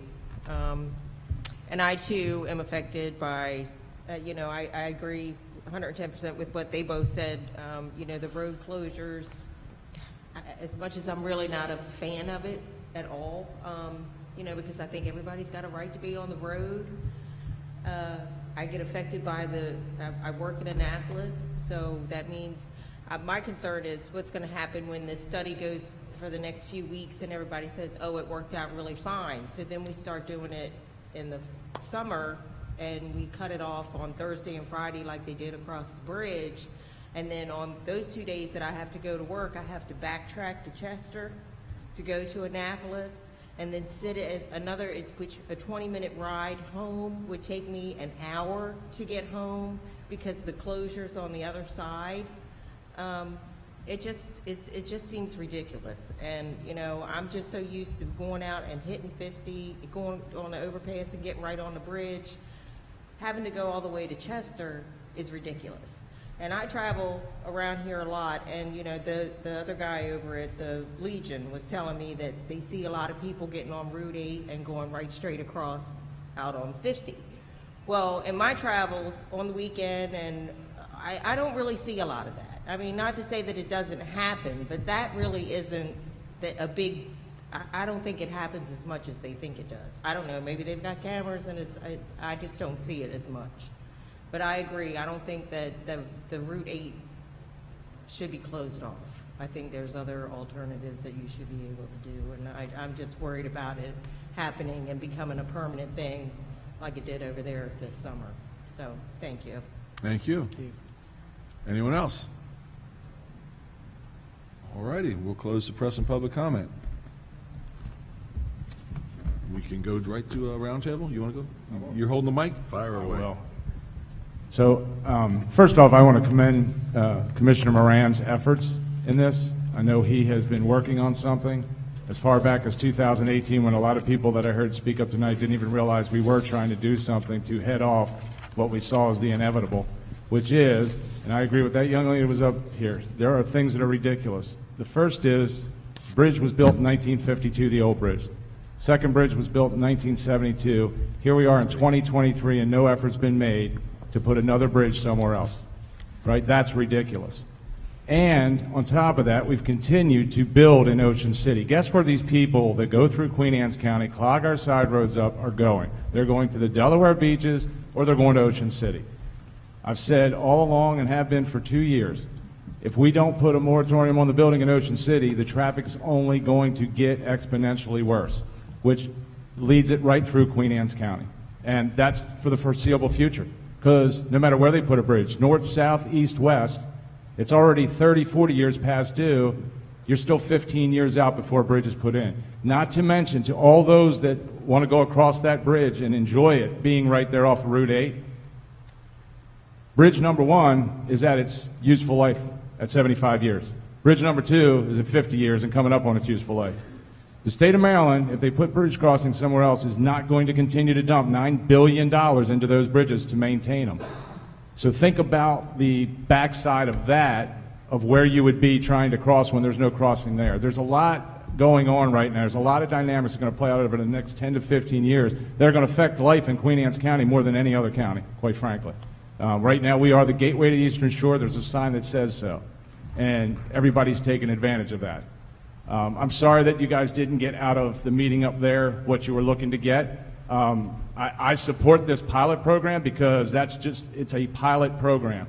It's made to analyze things, check numbers, see what is the local traffic on 18, because that's what we're all trying to solve, is let our residents here have a quality of life to get around the island, get around right here in Queen Anne's County when the traffic is horrible on 50. Keeping them on 50 has always been our goal. But guess what? People don't listen. People from New Jersey and New York and Delaware, they don't play by the same rules we do here, or from Virginia or Pennsylvania. And I drive that road every day back and forth. So I see them. I've seen them for 31 years since I've lived over here. The solution is not going to be easy. Like Commissioner Moran said during his presentation, there's going to be pain. There's going to be learning. We're going to have the town halls. We're going to let the public come in and tell us what's working and not working, because we're not there every second of every day to watch what these new traffic flows might do. But we all got to work together as a community, because this problem is not going away. This traffic is not going away. We're going to have to learn how to live with it, and we're going to have to learn how to try to get around and do the best we can right here in Queen Anne's County. Thank you. I just want to add, again, the program that they successfully pulled off in Anne Arundel County on the Broadneck Peninsula certainly was much smaller than the monumental task that we're trying to accomplish. but what we want to do that mirrors theirs is to condition the folks that are traveling from Ocean City to the Bay Bridge and condition them to stay on Route 50. That's ultimately our goal. So we're hoping that this pilot program, and we know there's going to be some unintended consequences. This is why, as Commissioner Jack Wilson mentioned, we're going to have town hall meetings when it's all done to get some feedback from the folks. So try to bear with us. This is an effort to try to fix a problem for our locals on 18 North and South. Patrick. Or you got whatever. You go ahead, Patrick. Okay. There we go. Okay, I'll go then. Okay, so as the commissioner that lives down Route 8, I support this pilot program as well. And it's going to impact me. I have kids that have sports across the bridge. It's going to impact me getting my kids to that. So I get it, and I feel the pain. I really do.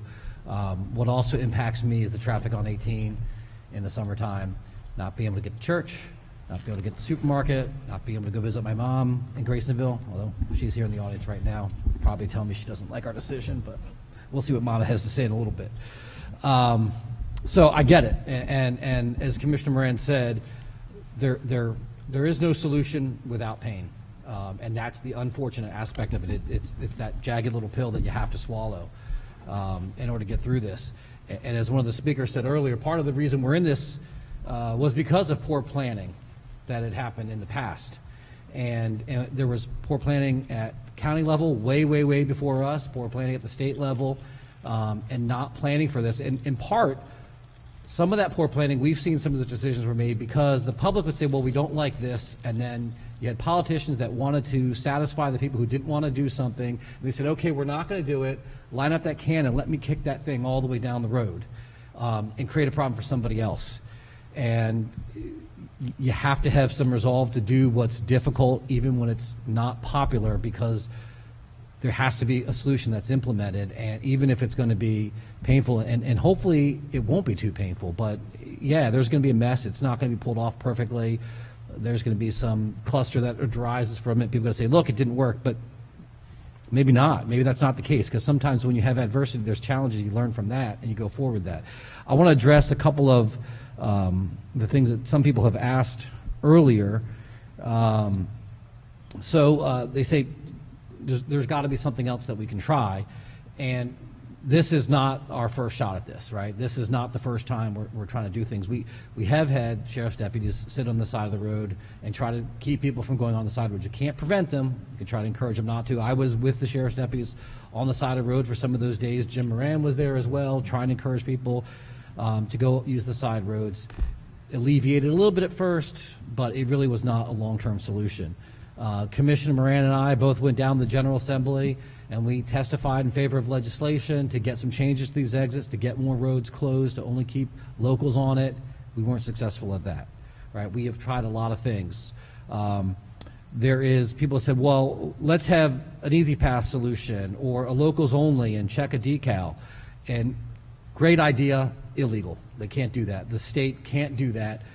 There's some copies of the letters that were sent by Federal Highway to Jim Ports when he was the head of MDOT that we left here for people to see. But he asked, can we do a locals only pass? And the federal government said, you're welcome to do that. We will cut off your federal funding for your highway, and then the state of Maryland won't get federal funding, so good luck with your roads at that point. It's basically what the letter says.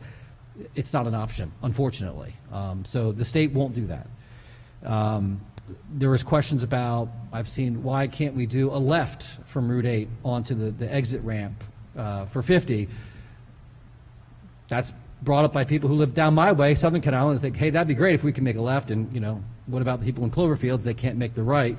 But the problem is, if part of that exit is open, then the ramp is open, right? And if the ramp is open, then on the navigation system software, the ramp is open. And so the algorithm will send people on the backed up 50 onto the side roads.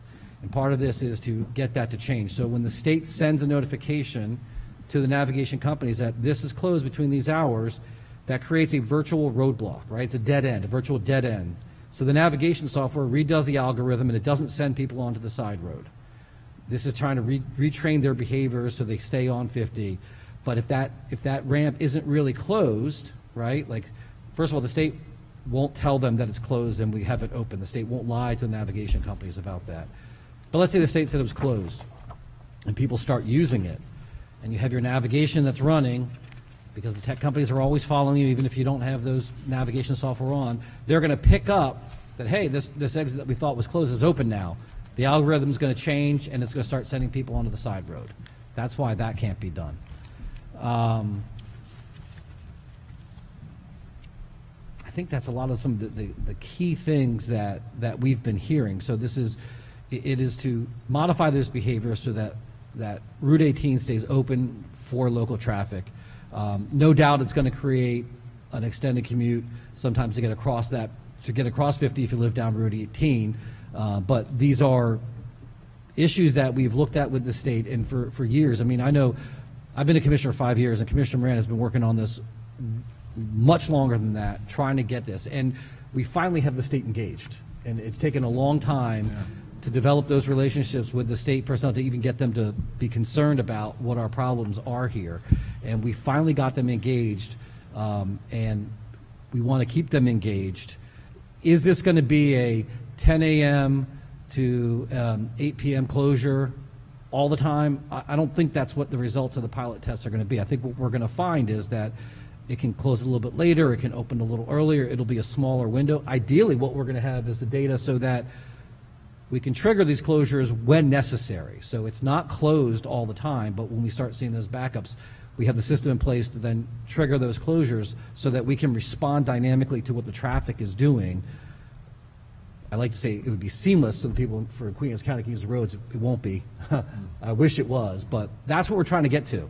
So when I see people saying, that you can't do this to us, we are not trying to do anything to the citizens of Queen Anne's County other than help this backlog that we have in the summertime, and we recognize how difficult some of these decisions are. So we do hear you, are listening, and I wish there was a magic solution that we would have. For those of you who stayed throughout the meeting, I appreciate it, and we will stay here afterwards and answer more of your questions. We had another, I think, 20 people that showed up who have left, so I hope you watch this online, anybody who was able to make it. Reach out to us. We're open. We'll talk to you. I will have one request is we got some rather vulgar emails about this from some citizens, from people who supposedly are adults, with some harsh profanity. And that's maybe some of the nicer emails we got, right? In addition to that, there's a lot of that on social media. And our county staff, Beth's down here, she's our public information officer.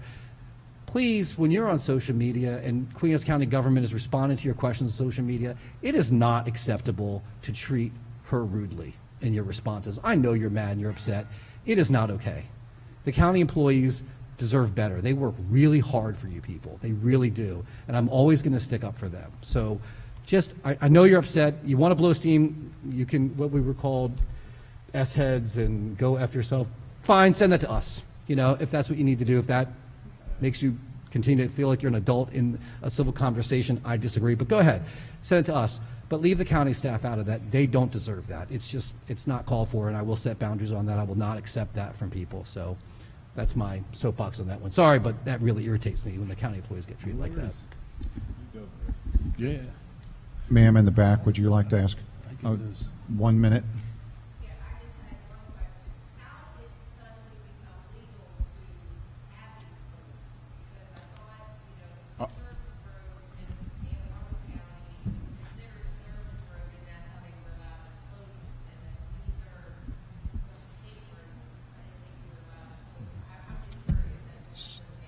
I'll answer, Patrick, but go ahead. You want to? Well, no, I'm saying we're done. You want anything with the round table? I'm going to stay and talk to them anyways. We'll answer this question. Yeah. Well, just for those who were listening, okay. who might not be here. Okay, yeah. So, and what's the date on that letter that you have from the sports letter? Yeah. 2019. Thank you. Right. Yeah. So I would say the past 8 years, as backups built on the western shore, because they were getting onto a 2-lane bridge when contraflow was just coming about. Anne Arundel County tried to say locals only on these access roads. Federal government passes down your tax dollars to the state uses them for projects, so any state road or federal road, everybody has access to it. You can't designate or you can't select one group or another group. What you can do, though, is deny it to everybody. So what Anne Arundel County has done now, and we just had to ask the right question, is they've closed those ramps and those other side entrances to everybody. So they're not being selective. They're not saying, okay, just residents go through. So all those residents that live down there have to come back, if they're coming to the Eastern Shore, they have to go back to Castle Marina, or excuse me, Cape St. Clair to get on it to get across the bridge. So they do have the same, issues, but the road that they go on to get back to Cape St. Clair now is clear. There's nobody coming down that road because there's nowhere for them to go. So, go ahead, Patrick.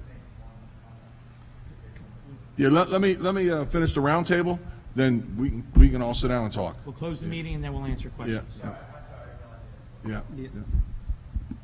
I don't really have much to add, except these guys have been working on this for years, and I would just encourage the public to be patient. It's 2 days next week, 2 days the following week, and 2 days the following week. Let's just see where it goes, and then as they said, we're going to have a public meeting. Come to the meeting, but come with productive ideas. I love the Easy Pass idea and the transponder idea. I brought it up, but to President Moran's point, the state won't let us do it. So thank you for your patience with us. So, and I'm going to give you a couple more little bullet points here, and nobody's even talking about it. These bridges, everybody here that's in this room, that's left in this room, probably lived through the last redecking on the 3-lane westbound bridge. The 2-lane eastbound bridge is starting redecking here the end of next month. They're actually going to be picking out entire sections, dropping sections in. It's going to be a challenge. It's going to be a challenge. They think that they've got a lot of what caused problems on the previous projects taken care of. We're going to find out. And I also want to say that, when you talk about capacity, these bridges are rated at 1,500 vehicles, or excuse me, highway is rated at 1,500 vehicles per hour. That's how many cars will run down one lane, 1,500 max. The Bay Bridge has never gotten over 1,350. So they're already at a 1,500, 150 car per hour per lane backup. 450 cars westbound every hour are coming up to that bridge with less capacity. So the backup really doesn't, the bridge is the choke point. So if we can remove some of those merge areas and allow that traffic to roll, and I will say, when you get on Route 8, you come up and over top of the overpass of 50 to turn left. Instead of turning left, you go straight down to Main Street, turn right.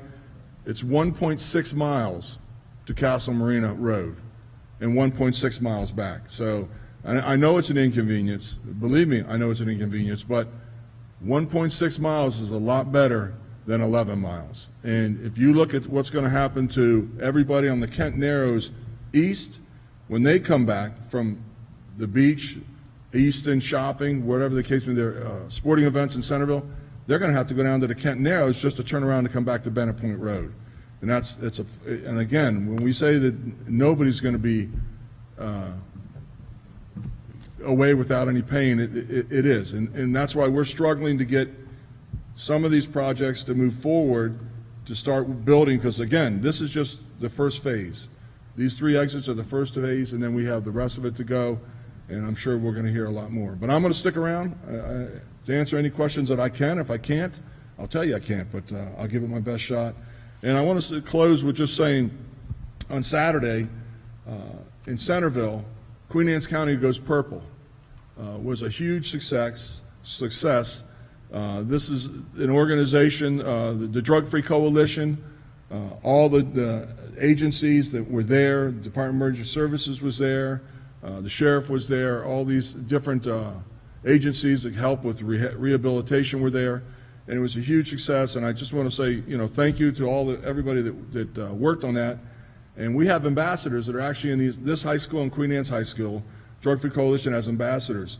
And they sang there, and I thought that was awesome. They had the cards, and they were just it was awesome. It was great to see. So kudos to you, and thank you, Warren, Kathy, Tracy, Linda, everybody that worked on it. Thank you. And with that, I'll entertain a motion. Make a motion to close? All in favor? Aye. Thank you. Thank you.